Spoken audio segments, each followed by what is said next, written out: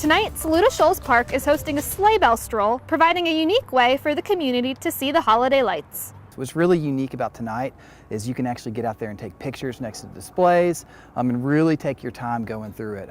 This is an opportunity you're not going to get any other night at Holiday Lights. Starting Wednesday evening, the display will be open to drive through with your family. Our backdrop is really unique. To be able to drive through in the setting of the woods as the background is kind of the highlight. We get to highlight it in a different way with the light show. If you want to come tonight, just show up between 6 and 8 p.m.